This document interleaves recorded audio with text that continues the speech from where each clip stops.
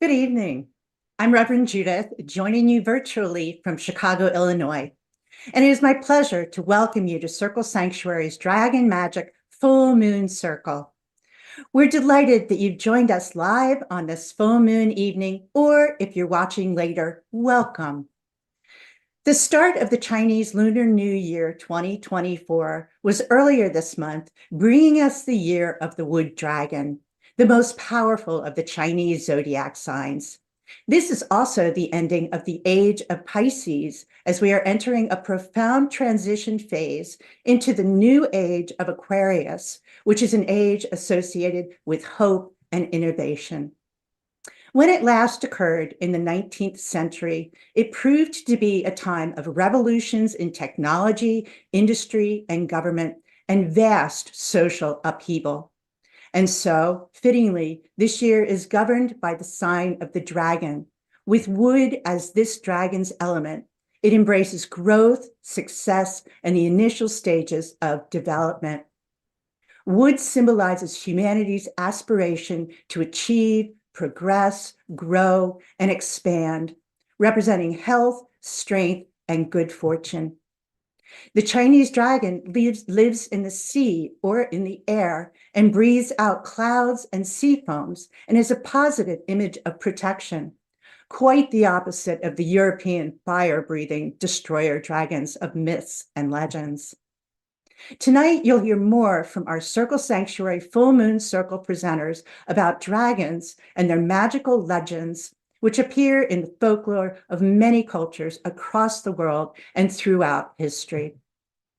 We are so very grateful for all of the volunteers who keep Circle Sanctuary running, and for those who are with us this evening on this broadcast. Thank you all. It is now my honor and pleasure to present our senior minister and high priestess, Reverend Selena Fox. Thank you, Reverend Judith. And thank you to all who are joining us live and later. We celebrate the dragon in many forms, in many shapes and colors. Dragons have been part of human life across cultures through time. Sometimes they are horned. Sometimes they have wings, such as this little dragon hatching from an egg. Sometimes they're serpentine. Sometimes they're a combination of different kinds of animals. And one thing about dragons across time and space, they have had a magical dimension. And we invite you to join in and celebrate this year of the wood dragon, not only celebrating with all of those still celebrating Lunar New Year. Indeed, in some parts of the world, China and some other parts, there's 15 days of the festival culminating with the Lantern Festival at full moon time. So we do a shout out to everybody celebrating Lunar New Year 2024 now and this coming weekend. And thank you all for joining us. So let us attune and commune with the dragon magic full moon. And now I invite Marin to share some announcements with us. Thank you, Selena. Blessed Dragon New Year greetings to everyone. Every second Saturday of the month is our Community Volunteer Day. On Saturday, March 9th, we'll be gathering again and preparing for our Welcome Spring Festival, Boundless Spring. It's on Saturday, March 23rd. And we'll be embracing a bit of rabbit revelry with a celebration honoring the renewal, emergence, creativity, and balance that spring brings. Learn more and register online via our website, circlesanctuary.org. We'd love to see you. Our next Full Moon Circle broadcast will be Springtime Rising on Monday night, March 25th. Circle Sanctuary Minister in Training, Dia, has joined our Full Moon Circle leadership team as one of our Full Moon Circle facilitators. Welcome to the leadership team, Dia. Contributions of invocations, chants, poetry, short stories, songs, and reflections for our monthly full moon circles is very welcome. If you are interested in being a presenter, please email Dia at circlesanctuary.org and put Full Moon Circle in the subject line. We'd love to have you with us. We also invite you to join us for the 2024 Pagan Spirit Gathering, June 16th through the 23rd in Missouri, USA. This national pagan gathering brings together pagans of many paths and places to celebrate summer solstice and pagan community. We create and live in a magical pagan village and celebrate with rituals, bonfires, concerts, workshops, and more. For more information on that, please check our website at circlesanctuary.org/PSG. Registration is now open. Circle Sanctuary provides a wide range of services for pagans worldwide. We have more than 1,000 workshops, interviews, discussions, and rituals available for free via our podcasting network, CSNP. We also have a variety of workshops and rites available through our Circle Sanctuary YouTube channel, so stay updated by subscribing now. We also network and share information via social media, so look for Circle Sanctuary on your favorite social media site. Learn more about Circle and our resources and services at the Circle Sanctuary website. Please consider supporting our work by joining as a member. Learn more and join at circlesanctuary.org/membership. May the coming spring and summer months be filled with warmth and wonder, light and love. Shar will now cast our circle. Hey there, everybody, pagans, nature lovers, and friends. Welcome, welcome, welcome. Thank you so much, Marin, for that. Rev Charbert here. We're now going to cast our circle, which means we're setting our sacred space. I invite all of you out there in cyberspace to participate in this as you will. You can face whichever direction. You might take just a moment to sort of recognize where is north, where you're standing or sitting or lying down, just where's north. And so as we cast this circle, you're welcome to face each of the directions as we go through them.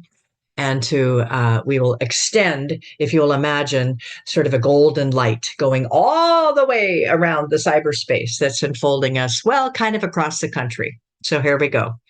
And this is Dragon, full moon. So we're going to welcome some dragons. We're going to begin in the east.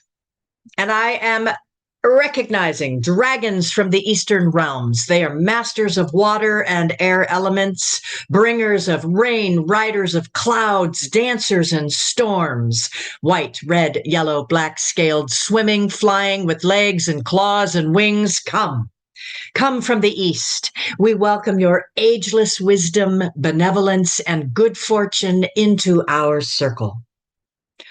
Turning south.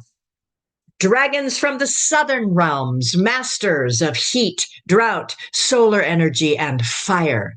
Great lizard lashing tails, keen eyes, colorful and yet camouflaged, crawling, slithering, burrowing. Come from the south. We welcome your diversity, your resilience, your confidence, and warrior spirit into our circle.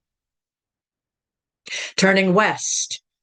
Dragons from the western realms, masters of procreation, rulers of the water element, great glistening ones, agents of primordial creation and chaos in your sea serpentine form, entangled in swarms, fertility, creating and shaping the cosmos. Welcome from the west.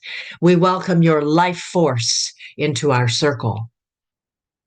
And turning to the north, dragons from the northern realms, masters of land and water, powerful, magical, flying, roaring, legendary, favored symbols of rulers, conquerors, emperors, badge of honor for explorers, come from the north. We welcome your adventure, your courage, and your kinship into our circle. And at the center, great dracontes of the center, beneficent dark-eyed dwellers of the inner world, masters of the unseen places, guardians of the underworld, dragons of the world, Draco, Dracon, snake-like, marine, fire-breathing, gigantic, come from the center, from the spirit realm. We welcome your ancient mystery into our circle. The circle is now cast. May all who are within this space feel safe, seen, heard, understood, respected, and enchanted by the presence of dragon energy in all the directions. May it be so. Richard? Thank you, Shar, for casting our computer-connected cyberspace circle. Very animated, very animated. My name is Richard. I am logged into this Full Moon Circle podcast from my humble, healthy hoarder house in Madison, Wisconsin. That's about a mile, no, probably about 40 miles or so from Circle Sanctuary. So I get out there every often. This moon cycle, we turn our attention to dragons. I really like dragons because they are said to breathe fire, and I like fire in all its forms.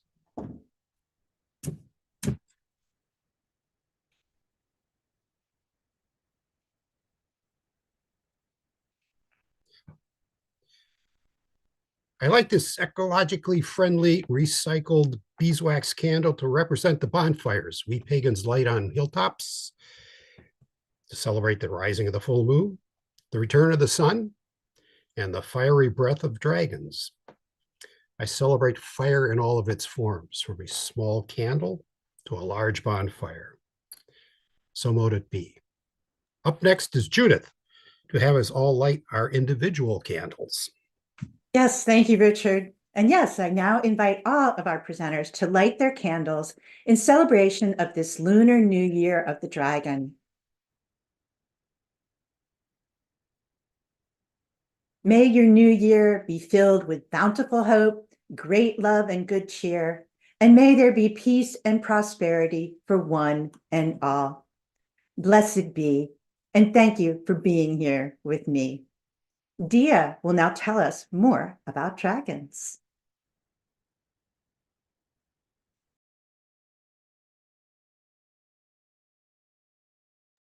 You're muted, Dia. Thank you. Good evening. I'm going to be reading through an excerpt from D.J. Conaway's Mythical Creatures on dragons. The dragon in one form or another was known to the majority of the world's cultures in both the Old and New worlds. It was one of the early symbols of the great mother goddess of the matriarchies. Until the arrival of the patriarchal societies, the dragon was considered to be sacred, benevolent creature, its serpent body symbolizing matter and life-giving water of creation, its wings, spirit, and the sacred breath of life. It was used as an emblem for divinity and royalty in Babylon, Egypt, China, Japan, Greece, and Rome. The Chinese Manchu dynasty, the Phoenicians, and the Saxons all showed it as enthroned, a symbol of the power of the ruler. The Chinese dragon symbolized the masculine yang power, very high spiritual power, and the emperor himself. This connection with imperial power carried over into England and Wales. The dragon was known as the king of the larger serpents to medieval writers. Dragons and bulls in the Western world were fought by such heroes as Mithras, Siegfried, Hercules, Jason, Horus, and Apollo. In Hindu myth, Vritra and the dragon of the waters, was killed by Indra, so that the waters could be released upon the earth. The dragon was also an emblem of Arun and Soma. There are two major categories of physical appearances of dragons, those of the East and those of the West. The Oriental or Chinese dragon looked terrible and fierce, but was a symbol of prosperity, rain, wisdom, and hidden secrets. Oriental dragons did not have wings, but were shaped more like a huge serpent with 4 legs. The early Chinese worshipped the dragon and at one time had its image on the national flag. Using the symbol of the 5-toed imperial dragon was reserved for emperors alone. The guardian of the mansions of the gods was the Chinese celestial dragon, Tianlong. He also prevented the deities from falling out of their heavenly realm. Oriental heroes did not hunt the dragon as did Western heroes. The Oriental dragons were said to leave their mountain caves and watery homes in the spring to bring the fertilizing rain. Both the Chinese and Japanese believe that the dragons can turn themselves into birds. The 3-clawed dragon of Japan, symbolizing the Mikado, the imperial and spiritual power. Most Japanese dragons were said to live in lakes and springs. Ancient Western writers wrote all kinds of terrifying things about the Western dragons. These creatures were built like enormous lizards with wings. Their bodies were thicker than those of the Oriental dragons. Their throats and back legs were like those of an eagle, the grasping front legs like those of a reptile, and a tail that ended in an arrow point. Western dragons were considered to be enemies of humans, and heroes were always hunting them down and killing them. Under the circumstances, it's no wonder that Western dragons stopped trying to get along with humans. They liked to live in dark caves, a few of them in water. They breathed fire, and their breath was supposed to spread plague. The dragon in alchemy had a number of meanings. If several dragons were shown fighting each other, it meant separating out the elements or psychic disintegration. The dragon biting its tail symbolized cyclic processes and time. This particular dragon was also known to the Gnostics as the Ouroboros. The winged dragon represented a volatile element, while the wingless dragon stood for a fixed element. In spiritual definitions, the dragon represents the supernatural, infinity itself, and spiritual powers of change and transformation. Its magical attributions are protection, instruction in the spiritual, element magic, using the spiritual to transform life, protection, added extra power to magic. Thank you. And I will turn this over to Ruth, who's going to talk about the fox and the dragon. That was wonderful, Dia. Thank you. And good evening, everyone, and happy full moon tide. My name is Ruth, and I am joining this circle from the greatest state known to man. Even Richard agrees with me on this one, Iowa, Central Iowa. So tonight I'm going to share with all of you one of Aesop's fables called The Fox and the Dragon. Now, before I do that, I want to give you a very, very, very brief history lesson into the Aesop's fables so that you can better appreciate the story that I will be reading to you. This will go fast. Aesop's fables are a collection of fables written by a supposed ancient Greek slave and storyteller named Aesop in the 5th century BCE. Aesop and his fables are known to us due to their mentioning by several ancient Greek philosophers and historians, most notably Herodotus. Tales that are credited to Aesop have been gathered across the centuries in a variety of languages such as Greek and Latin, and indeed they are still continuing to be credited to Aesop to this day, even though they have more recent known authors. An observer of animals and people, Aesop's fables include talking animals and plants with human characteristics. Each of Aesop's fables has a strong moral message at its core. For at least 2,500 years, they have been teaching people of all ages and every social status lessons on how to choose correct actions and the likely consequences of choosing incorrect actions. Even if you haven't heard of Aesop, you've very likely heard one of his fables, The Tortoise and the Hare, The Boy Who Cried Wolf, Sour Grapes, or The Wolf in Sheep's Clothing. All of these are examples of an Aesop's fable. And tonight, we are going to hear about the fox and the dragon. So, while excavating her den late one evening, a fox was digging a hole in the earth. And as she made deeper and deeper tunnels into the ground, she finally reached the cave of a dragon who was guarding a hidden treasure. When the fox saw the dragon, she said, "First of all, I beg your pardon for this carelessness on my part. And second, you no doubt realize that gold means nothing to me, so I hope that you will be so kind as to explain to me what profit do you gain from this work, guarding this treasure? and never seeing the light of day? And what reward could be so great for you that you would forego the pleasure of sleep and food and friendship to live out your life here in the dark? I have no reward, the dragon replied, but this task was assigned to me by Jupiter on high.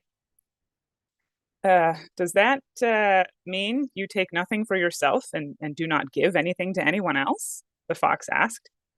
That is what the fates have decreed to me, the dragon replied. Well, please don't be angry then if I speak freely, concluded the fox, but someone who lives like this must have been born under an unlucky star indeed. Since you will soon depart to that place where those before you have gone, why do you miserably torment yourself, blind to the truth? And yes, I am speaking to you, you miser, who make your future heirs rejoice while depriving the gods of incense and depriving yourself of food and joy. You who are gloomy when you hear the melody of the lyre and the joy of man, in agony when you hear joyful sounds of the flute, groaning at the cost even of food. You stingy human, you save every penny for your estate, burdening heaven with promises you do not mean to keep, while you cut back on every possible funeral expense, so that not even Libitina, the goddess of undertakers, will profit from your death.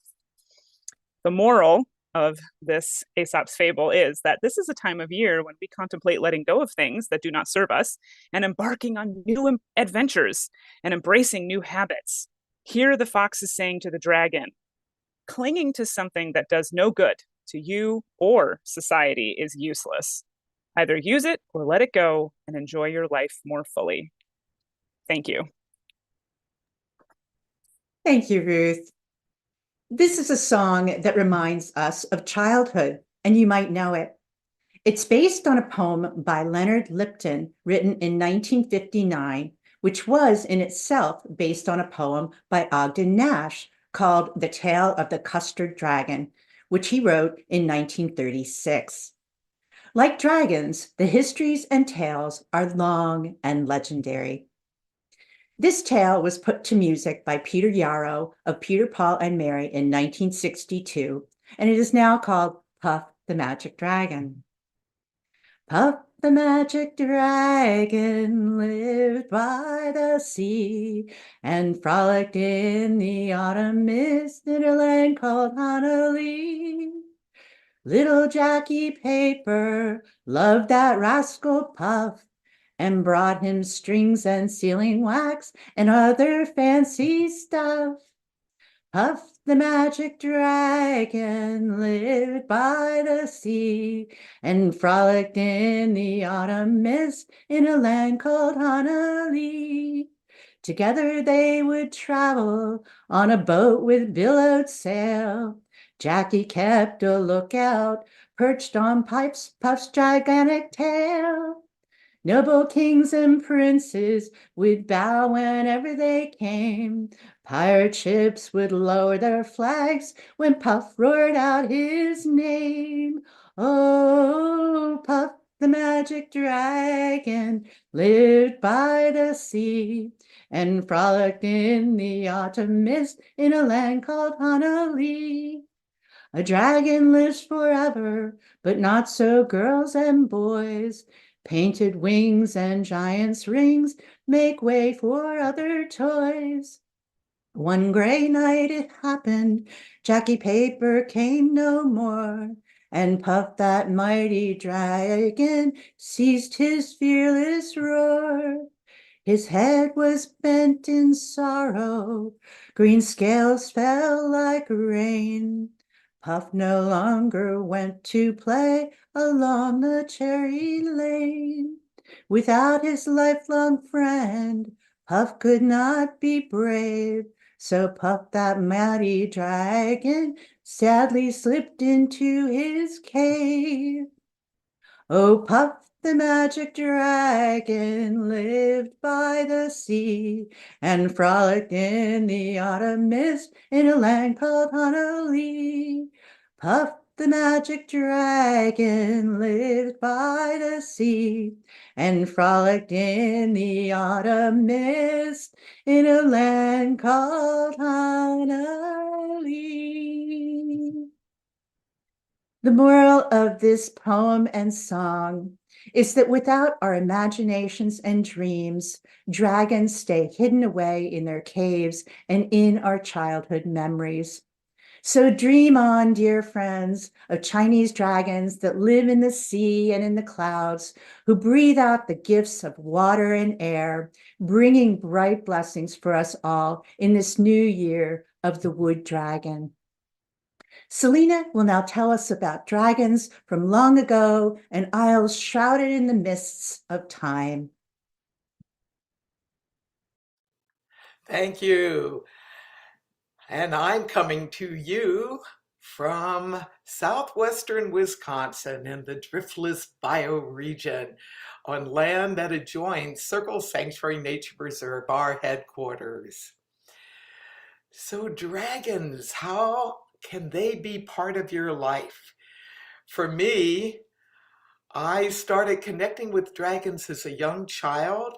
I had a vision when I was only a few years old, when I was at the ocean for the first time one evening, staying with my family in a rented cottage.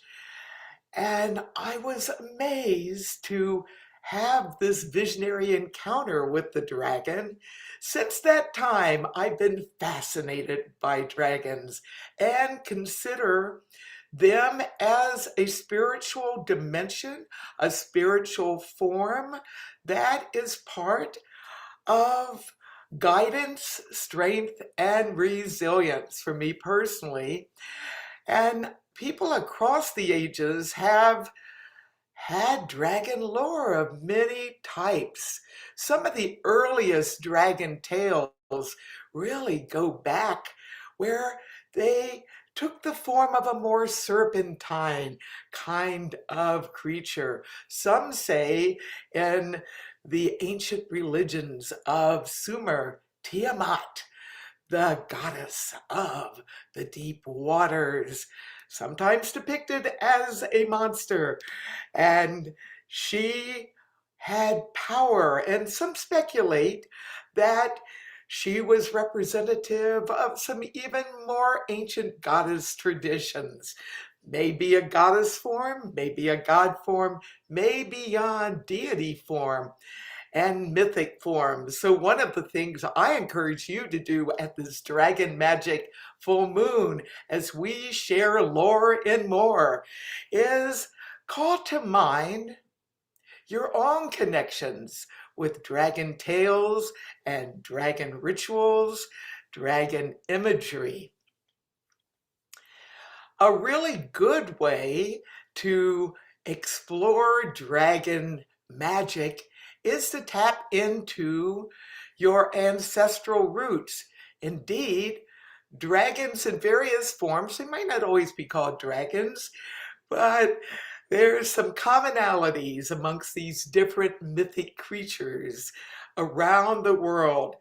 Within my own heritage, I found that my connection with my Welsh ancestors and my Scottish ancestors also has brought dragons into my life to enhance ancestral connections and practice, and as part of teachings and bringing back some ancient Celtic ways of being in some new forms. In Wales, the Welsh flag has a red dragon on it. And part of that is rooted in some ancient Welsh lore. In fact, if you study some of the legends connected with King Arthur and Merlin, you may find versions of this tale where one was setting to build a castle on some land, but every day when the work was done, the night would come and the next morning the castle construction had collapsed. Well, a wizard, some say Merlin, was called in and said, well, there are dragons in the earth battling, the red dragon and the white dragon. And I invite you to check into some of that lore to get the full story. But essentially, as we look at some of that mythology, we recognize that the red dragon were the indigenous people of the land at that time, and the white dragon was said to be the Anglo-Saxon people who were newcomers to what some people would call the Isle of Britain. The red dragon became a symbol for the Welsh people. Some of the legendary figures had the red dragon on shields and was a symbol of strength and power and resilience. And today, many of the people I know who are living in Wales and have Welsh ancestry continue to celebrate that red dragon. And I'll do a shout out to Christopher Hughes, a druid from the Isle of Anglesey. When he was here last year, he gifted us with a dragon hatching out of an egg. And to me, I have not only enjoyed this young dragon, but it reminds me of my connections with my ancestors. So in working with red dragons, I tap into the power of resilience and energy. I also have Scottish ancestors, and on my father's side, the family back more than 1,000 years ago settled around what's now known as Inverness and Loch Ness.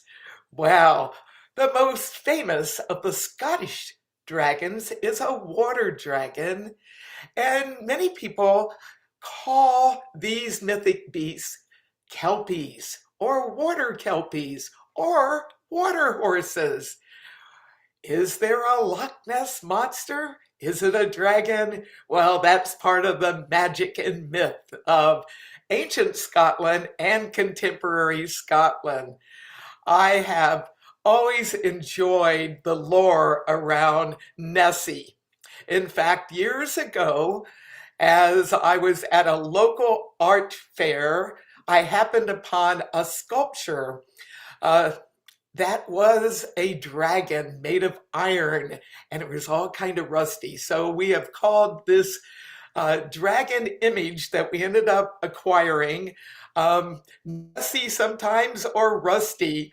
And if you come out to Circle Sanctuary Nature Preserve and you look down at the part of our land near our house, you'll see a big bell that we ring when the meals start happening. And we have our Rusty Nessie dragon right there in sculpture form, which is appreciated by people of many ages as an amazing bit of Wisconsin art with some roots into the ancient past. I invite you, as you celebrate this full moon, to reflect on some ways you've worked with dragon imagery, dragon magic, and consider possibilities of what you may take from our time together to weave into your life to enhance creativity, strength, power, good fortune. For indeed, those of us who really appreciate dragons, I'd say a good portion of us absolutely enjoy them and see them as something that's helpful for humans. Yes, there are tales of dragon-like creatures that are more in the monster category going after humans, but I prefer to hang out with dragons of many cultures and ways of being that bring good fortune and success. So dragon magic blessings to you. Now I invite Marin to bring a song to us, a new dragon song. Welcome, Marin. Thanks so much, Selena. I loved hearing about your family history. That's just wonderful. So, hello again, everyone. My name is Marin, and I'm coming to you from my music closet here in North Central Florida, USA. I'm going to turn back to the Chinese zodiac and to the green wood dragon specifically, that so encompasses my study of this symbol for the coming lunar year. Being the only supposedly mythological creature in this pantheon, the dragon represents the ability to take flight in our ambitions and to fight the fears that may come with our own talons of determination and intent. While the archetype of the dragon applies directly to those born during this 12-year cyclical tenure, the energy of the wood dragon will lend itself to the collective throughout the year to come. Following the myths of the 12 characters that inhabit the Chinese zodiac, I've learned that each representative animal or creature earned their places within it through a river crossing race ordered by the Jade Emperor, who was seen as the ruler of heaven in ancient times. According to this popular myth, the Jade Emperor summoned all animals to race across a river, and their finishing order would determine their place on the wheel of their zodiac. The dragon, with his ability to fly high, was the predicted winner, but he was delayed by a kind-hearted detour to save a village from immolation. On his way across the water, he also gave a fledgling rabbit a gust of wind to help it make it to shore, thereby placing himself, by merit of magnanimity, in 5th place, after the bunny and before the snake. Within the story of the dragon lies the true message of this year. Strength is a gift to be lent, not a power to be wielded. Unlike the Greco-Roman zodiac system, the Chinese zodiac follows the moon. While the Western zodiac wheel moves through all the signs in a single year, the Chinese zodiac takes 12 years to cycle through each of its archetypes, and the last time we lived through a dragon year was all the way back in 2012. The dragon is synonymous with yang energy, vitality, vision, and vigor. At best, dragons are action-oriented, benevolently motivated leaders who hold the good of the collective above their own needs. The lesson of this cycle is not compromise, wherein someone or everyone loses something. Rather, creative solution, in which everyone gains more than they would ever expect. To take it back to the myth of the dragon, when we help others get to the proverbial shore, we earn not just respect, but our own place in the circle. While researching and learning about the wondrous creature that is the greenwood dragon, I had a dream of leaves and stars and a great tree dragon with limbs of wood and feathery leaves on its wings. Deep in the wood on a frozen night near spring, amongst the trees under the full moon's soft gleam, a journey taken to follow my strange dreams of leaves and starlight and things not what they seem. I'd dreamt of a greenwood dragon living in the glen, just north of the great life river in the mountains of where and when. My footsteps muffled by the snow and soft skin boots, I made my way over the stones and old roots. The quiet still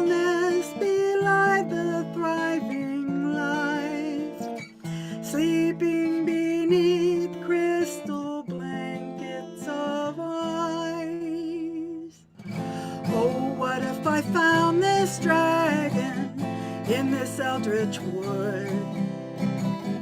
Would they be like the stories tell us, intelligent and good, diplomatic and wittily creative, full of merry mirth, nurturers of their forest family, protectors of the earth? I came upon a clearing on my way. The moon so bright it transformed night to day. With the sound of a forest whipped by winds, my quarry rose on great wings of life and leaf and limb. Into the starry sky this vibrant creature flew, rising high above the canopy, a shadow against the moon. A sudden feeling came upon me of wonder and delight. In my mind the wind whipped past me as I joined them in their flight. A simple knowing that the spring is coming, warm days are calling, the snow will soon be melting, all life reaching for the sun. Gently gliding upon an early breeze, the greenwood dragon landed among the trees. And as the rising sun shone above the wood, their great head turned to gaze at where I stood. I swear they grinned as I looked down from the tree. Then they disappeared to their home within the deep wood. May this year of the Wood Dragon bring your dreams and ambitions to fruition. And now I welcome Shar with some planetary healing. Thank you, Maren. Oh, I love that song. Love that. I'm sitting here also connecting with my Scottish ancestors, and I really appreciate what you were sharing, Selena, about that. Water horses, they're a big part of my connection to Inverness in that area. And we also have in our household heathens with North ancestry, and think about, I can't say it, Jormungandr. Or in Old Norse, Midgard Sormer, but the Midgard serpent and the Old World serpent, with that symbol we know of the serpent circling the world and putting its tail in its own mouth. And these dragons remind me that this planet of ours is not Earth primarily. It is primarily a water planet. And we are mostly water, and we connect to the water of the world all around us. And so I'm going to invite you now to come with me. I have a foundational practice of shamanic journeying, and I'm going to do this in first person. I'm not going to actually do the journeying, but I'm going to speak this in first person, inviting you to come with me to dive deep into the depths of the watery planet and then to surface again. So if you're comfortable, you don't have to zone out or anything, but just come with me.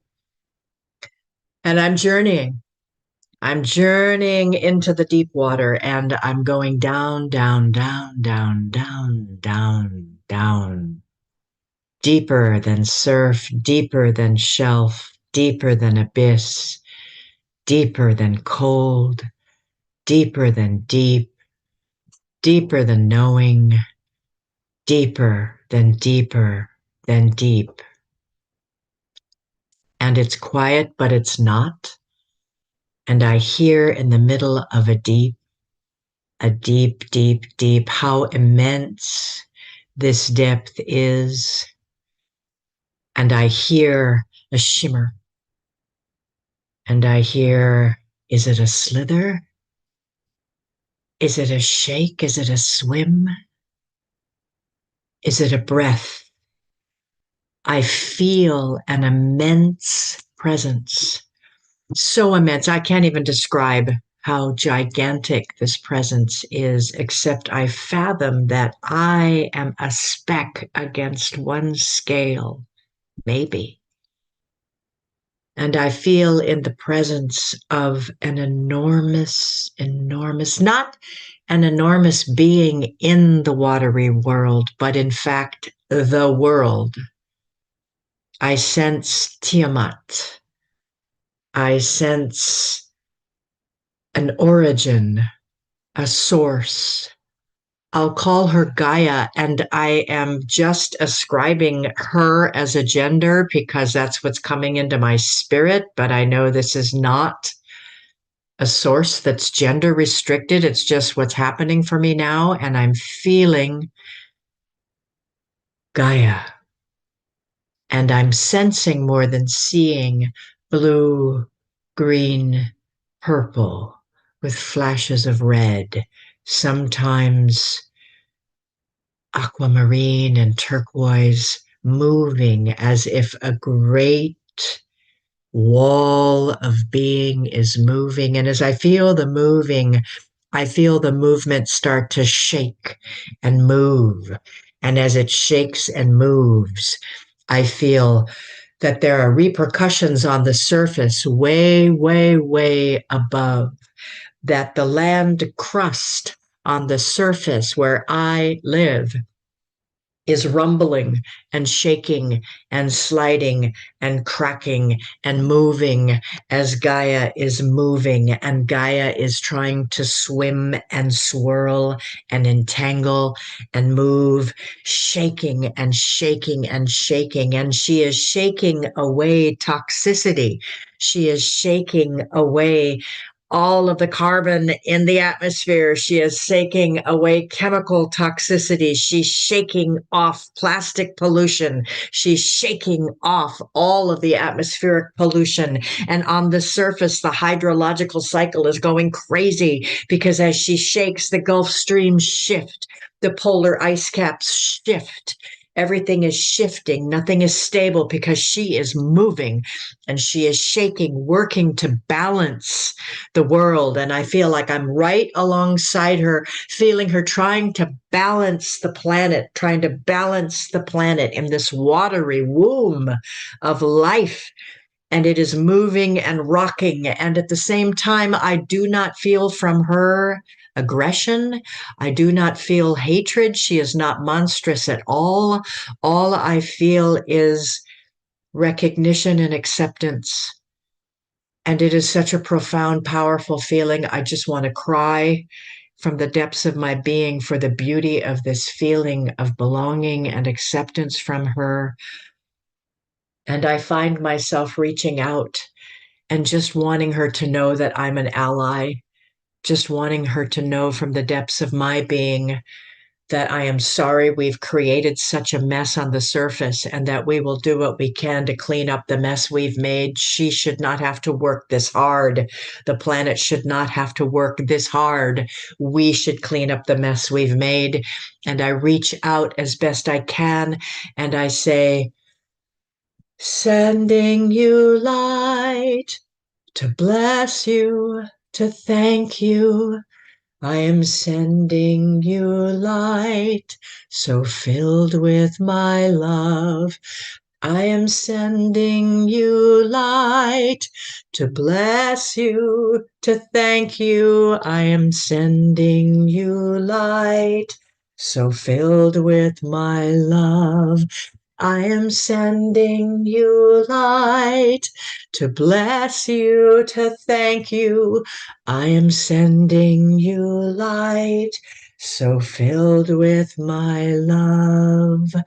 And no matter how much I just want to stay here in her presence and rock with her where it feels safe to do so in the deep, and send her light and thank her and bless her and feel her acceptance.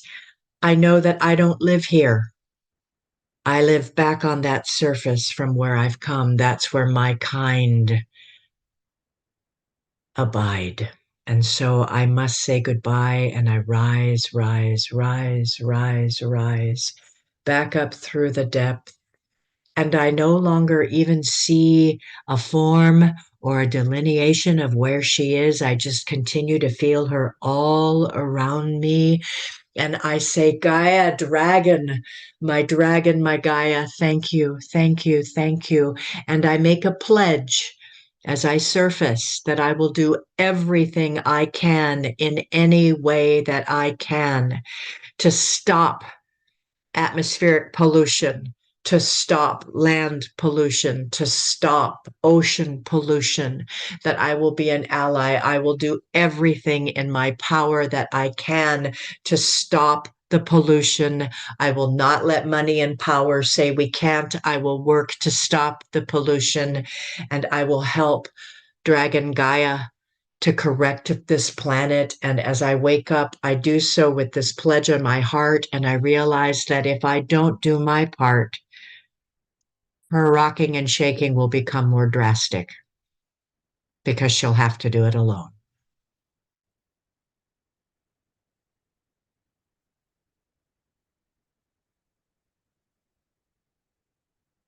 Selena. Thank you, Reverend Shar, for a powerful meditative journey for planetary healing. And working with dragons can be healing in a variety of ways. We can work with dragon imagery as we just have for planetary healing, but we also can work with dragon imagery, meditations, and connections for personal healing. And I invite you to take a journey with me right now for healing self. And feel free to work with this meditation long after this ceremony is over in your own personal practice. One way that I work with dragon magic is with what I call the elemental dragons. And sacred earth, sacred air, sacred fire, sacred water, sacred spirit can take many different forms. Well, I invite you to work with the elements and dragons. So in the next few moments of quiet, close your eyes if you can safely do so wherever you are. Center yourself and begin the journey for dragon healing of self. As you take several deep, slow breaths, call to mind the healing that is within you and the healing that is sacred.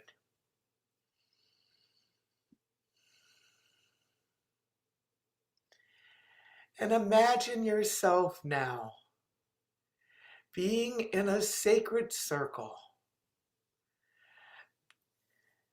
And in the center of this sacred circle, you find a place to sit comfortably. And you call to the spirit of dragons of the elements of healing to bring healing to the dimensions of self and life, and to bring balance. And in the next few moments, you envision a green dragon rising up from the earth and coming towards you in the sacred circle, moving around you clockwise with a green light of healing for your physical body. Commune with the encircling of the green earth dragon. Draw in that power and light wherever you need it in your physical body.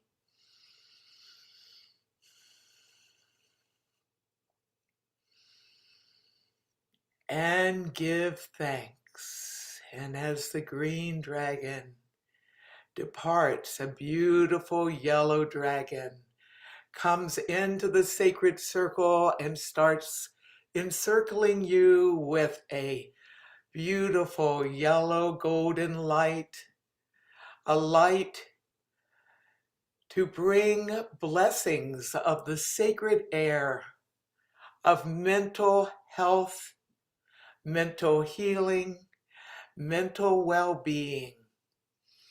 Using your breath as you envision the yellow dragon circling around you, bringing healing and wellness to your thoughts, your communications, to your mind. Giving thanks to the yellow dragon as it departs. And a red dragon now comes into the sacred circle and, like fashion, goes clockwise around you with a radiant, beautiful red light of energy, of prosperity, of creativity. And draw that red light and dragon of fire and resilience into yourself for your stamina, your vitality. Feel its power resonating within you, energizing you in a way that works for you now. And give thanks to the red dragon. And as you do, and the red dragon departs, a beautiful blue dragon comes in and encircles you, radiating beautiful blue light. And you feel the magic of watery dragon energy for healing, for cleansing, for rebirthing emotions, relationships, bringing forth a cleansing, a loving, a blessing feeling of being supported and loved. Giving thanks to the beautiful blue dragon, it departs, and a rainbow dragon, shimmering with silver and gold and all the colors of the rainbow in perfect harmony. And you feel that rainbow light circling around you as the rainbow dragon encircles you.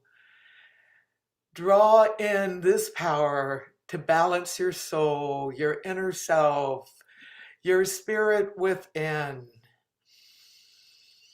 And as you do this, invite that rainbow dragon and the power of spiritual healing and well-being to flow through you now and in the times to come. Feel it balancing you and bringing forth deeper connections with dragons as divine beings, and with the divine as one and as many that you are aligned with. And as the rainbow dragon completes its circling, give thanks to the rainbow dragon. As it departs, give thanks to this sacred circle. Take several deep breaths and let a word or a phrase of healing come to you.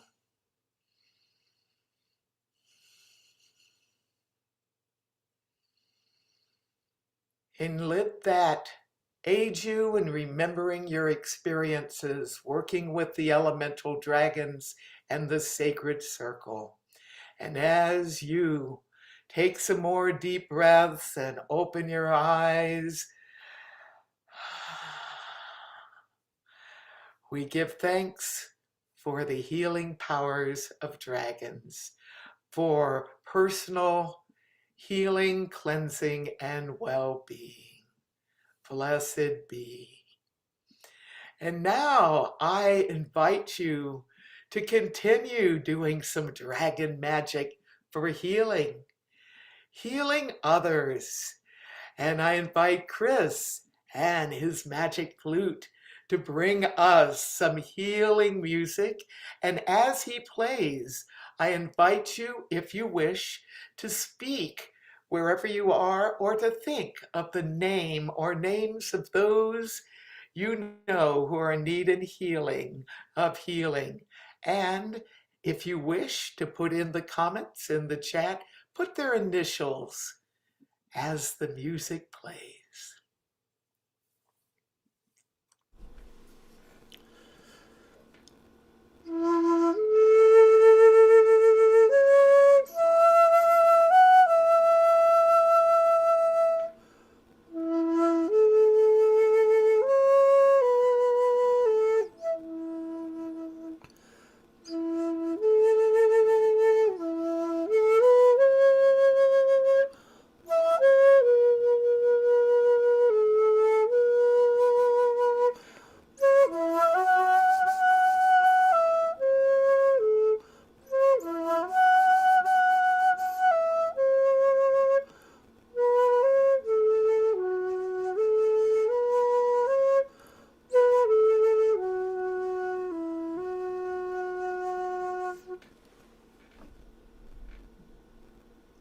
So be it.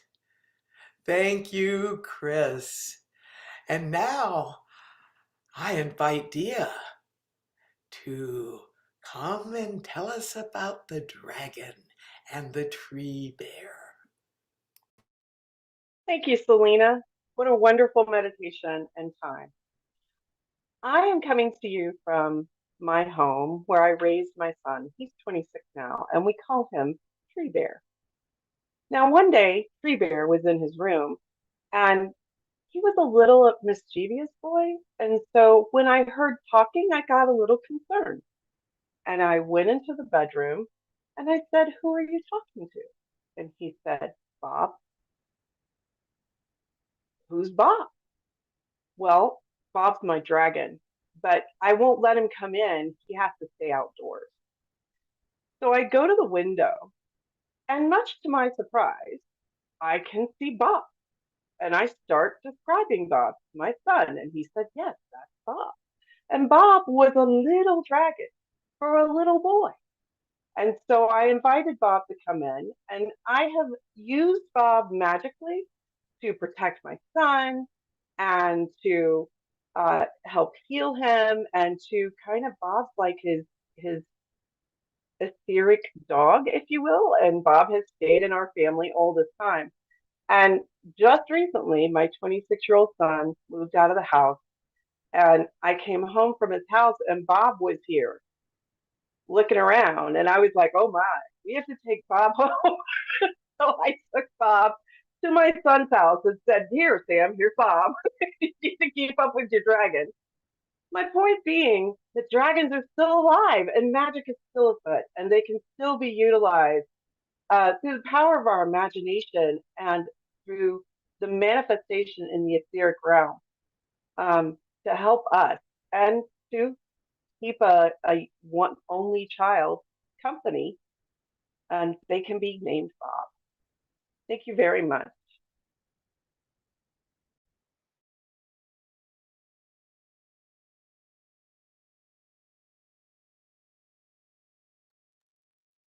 Well, now it's time to close our circle, so I'm going to invite you all, wherever you are, to feel free to face the directions as we release them, and imagine that golden band of light reversing and going the other way.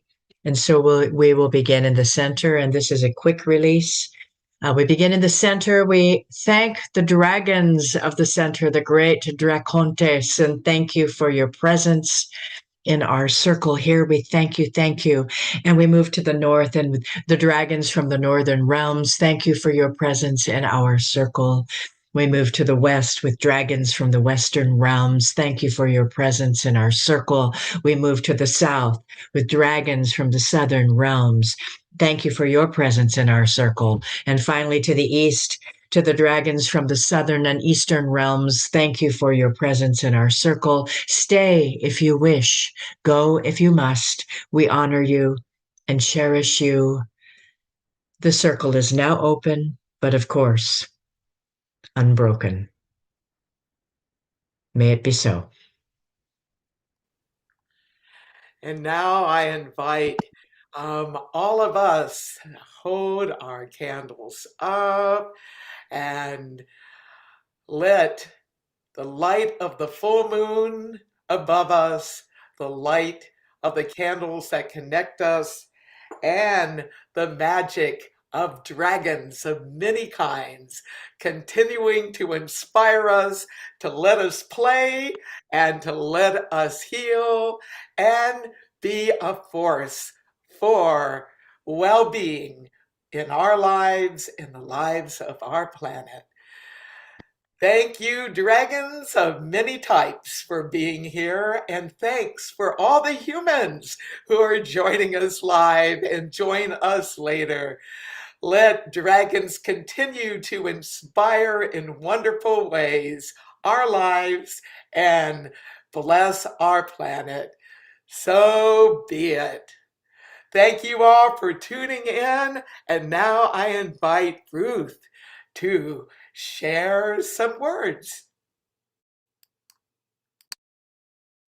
Thanks, Selena. That was beautiful, everybody, for everything that you shared. Tonight, to cap everything off, I am going to be giving a pitch for Circle memberships and donations. This is near and dear to my heart because I am a member of Circle and I have been for several years. And I will just say that early on in my relationship with Circle, I didn't think that a membership would be that important to me. And I used to think when people said, oh yeah, you should become a member of an organization, it'll help you feel closer to that organization, I always thought that was a bunch of hooey. And then I became a member of Circle, and it is so very true. My membership started small, and over time it got much larger as my ability to save and share with Circle increased. And it is something I'm so grateful for. It does help me feel close to Circle.